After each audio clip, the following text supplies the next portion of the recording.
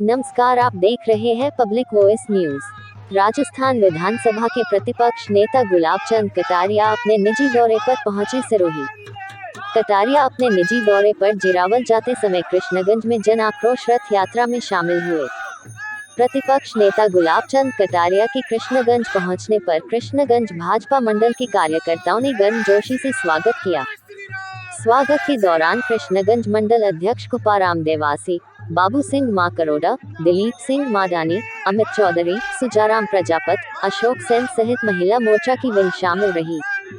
कटारिया के साथ पूर्व राज्य मंत्री ओटाराम देवासी, भाजपा जिला अध्यक्ष नारायण पुरोहित, प्रधान हसमुख मेघवाल, पूर्व प्रधान लुम्बा राम चौधरी, भाजपा युवा मोर्चा जिला अध्यक्ष गोपाल माली, किसान मोर्चा के जिला अध्यक्ष गणपत सिंह राठौर, दीपेंद्र सिंह पीथापुरा सहित कई भाजपा कार्यकर्ताओं ने जन आक्रोश रैली में हिस्सा लिया। इस कार्यक्रम में देखने को मिला कि कटारिया के द्वारा भीड़ से निकलकर भाजपा के दिव्यांग कार्यकर्ता सूरज कुमार पर नजर पड़ते ही सामने से चलकर उनका अभिवादन किया गया। देखिए पूरी रिपोर्ट।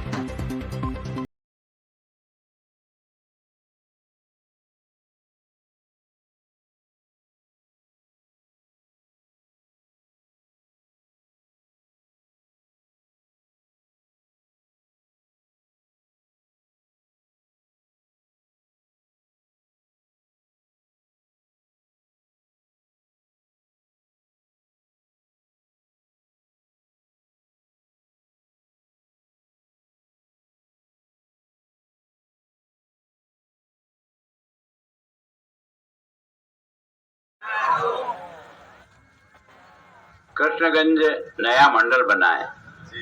सबसे पहले तो आप सबको मेरी ओर से बहुत बहुत बधाई, धन्यवाद। और इसके पहले अध्यक्ष कुंजाराम जी देवासी बने हैं, उनको भी कुगाराम जी देवासी हैं, उनको भी बहुत बहुत धन्यवाद। आदरणीय बबुआ जी, भाई नारायण जी, सभी गांव के बड़े बुजुर्गों, दोस्तों, देखो, अब मैं शुरू से एक बात कहता हूं कि अपने देश में राज जनता का है, न तो बीजेपी का है न कांग्रेस का है। अगर आप ठंडे दिमाग से समझो ना, तो इस देश के महात्मा गांधी ने राज जनता के हाथ में दिया है। जनता चाहे जिसके चुने, जिसे चाहे उसे हराए। कोई राजनीतिक पार्टी इसमें हैकड़ी नहीं कर सकती, क्योंकि अगर उसको चुन भी लिया तो 5 साल से ज्यादा वो रह नहीं सकता,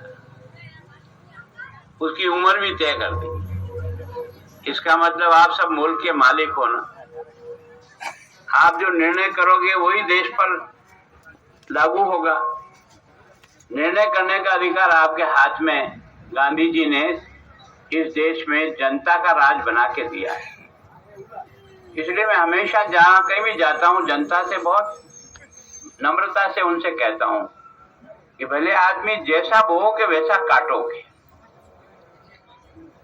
अगर तुमने बोने का बीज बोया तो बोले की सूली आएगी, और अगर तुमने आम का अच्छा गुटला रुपया है तो उसके अच्छे आम लगेंगे। लगना नहीं लगना ये सब आपके हाथ में है। अब ये जो सरकार आपने बनाई, जो अशोक गहलोत जी की सरकार है, इसको 4 साल पूरे हो गए। इस 17 तारीख को 4 साल हो जाएंगे। 4 साल में इसने जो काम किया उसको थोड़ा सा ध्यान से देखो, तो आपको समझ में आएगा कि आपका वोट का फायदा मिला आपको या वोट का नुकसान हुआ। ये जब आप दिमाग से सोचोगे ना तो आपको समझ में आ जाएगा। मैं सोचता हूँ कि पूरे 4 साल इनके आपस में लड़ते लड़ते ही निकल गया। मुख्यमंत्री उप मुख्यमंत्री को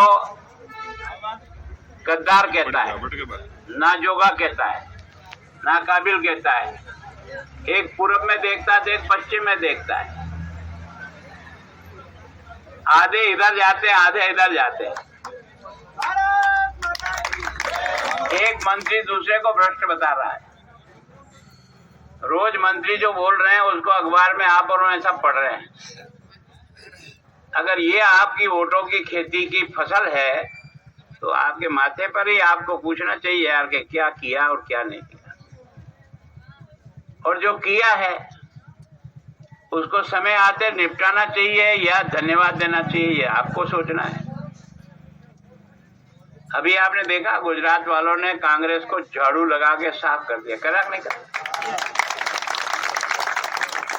कांग्रेस के 70-75 साल में उनके किसी ने नहीं सोचा होगा कि गुजरात जो कांग्रेस का गढ़ था, महात्मा गांधी का गढ़ था, सरदार पटेल का गढ़ था, वर्षों तक जहां कांग्रेस ने राज किया, उस गुजरात की जनता ने कांग्रेस को झाड़ू लगाकर साफ कर दिया और नरेंद्र मोदी के पक्ष में सारी जनता खड़ी हो गई। इसका मतलब कोई न कोई बात तो है कि नहीं है ना?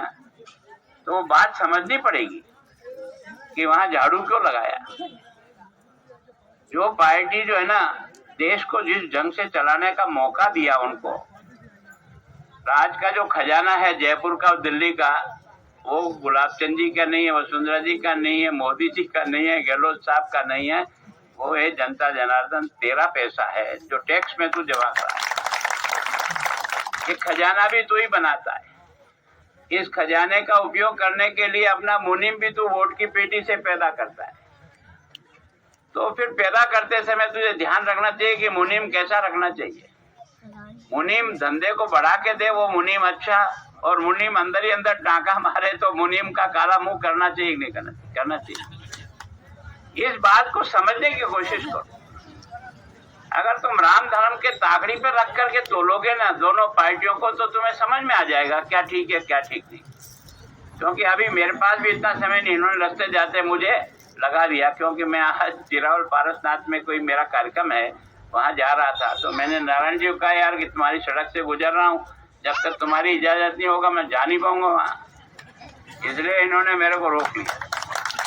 मैं आप सब भाइयों से, मैं राजनीतिक सौदागिरी नहीं करता हूँ, मैं कभी भी आपको चक्कर नहीं देता हूँ। मैं कहता हूँ कि मुल्क के मालिक हो यार, राम धर्म से चीज को समझो और समझ करके काम करना शुरू करो। क्योंकि हम जब बेचने आते हैं अपना सामान, तो हम कतीर को भी सोना बचा करके आपको बताएंगे, देखो मेरा सोना कैसा बढ़िया, पर आप रगड़ के देखो ना साला सोना है कि कतीर है।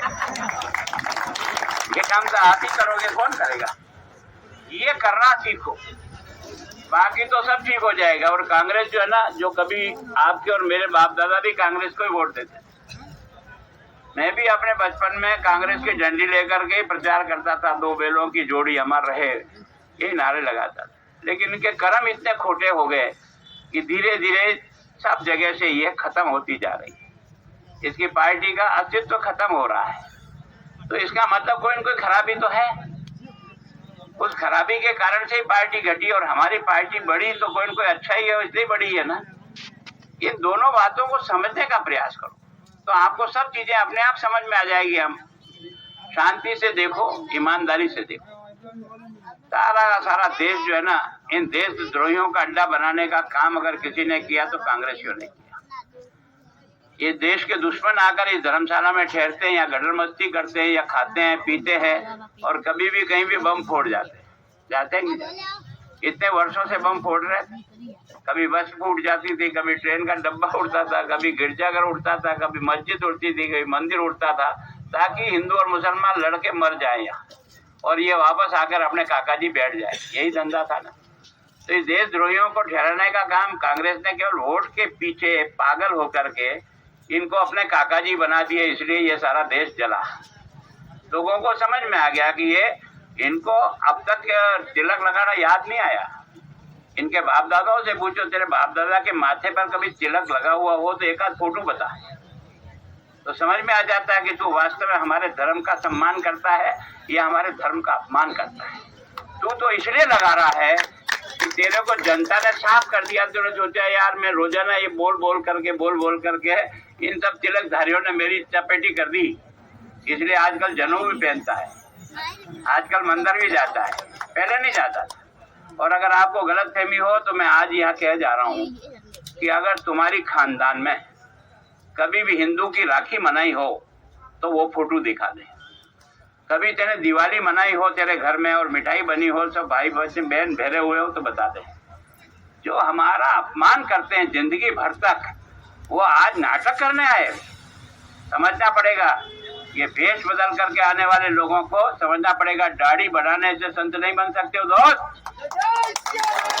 है ना। इससे संत नहीं बन सकते हो। संत का आचरण करना पड़ता है, संत का व्यवहार करना पड़ता है, वो चीजें तो दिखाई नहीं। तो इस कारण से ये सब जो कुछ खेल हुआ ना, ये यात्रा किस लिए निकली कि 4 साल में इस कांग्रेस ने जो राजस्थान में किया है वो गांव गांव जाके बताओ, जनता की भी बात सुनो। और एक पेटी और रखी हुई है यहाँ, जिसमें आपको जो तकलीफ हो उसमें लिख के डालो। हमारे खिलाफ भी अगर आपके मन में कोई बात हो तो शर्माओ मत, डरो मत, लिख के भागो, ताकि हमारे नेता जब उसको पढ़ेंगे ना तो हमारी कमियां भी समझ में आएगी, हमारे में भी कहाँ कहाँ नाराज है जनता, क्या क्या कमियां है, तो सुधार करेंगे, अच्छा बनने की कोशिश करेंगे। जय